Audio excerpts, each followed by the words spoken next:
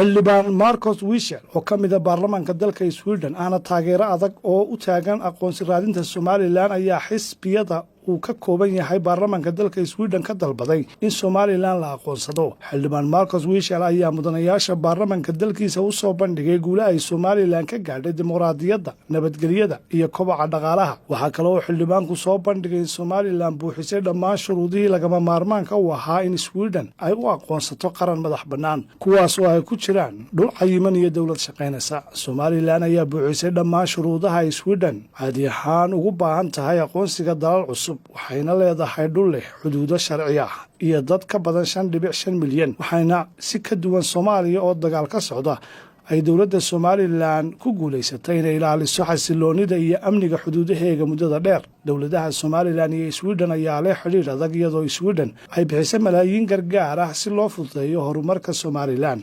warbixino la baahiyay ayaa lagu sheegay in haddii Sweden aqoonsato madax bannaanida Somaliland ay Sweden fursad u haysato inay sii xoojiso isbahaysigeeda gobolka Geeska Afrika oo muhiim ah, sidoo kalena waxay faa'iido dhaqaale u keeni lahayd Somaliland.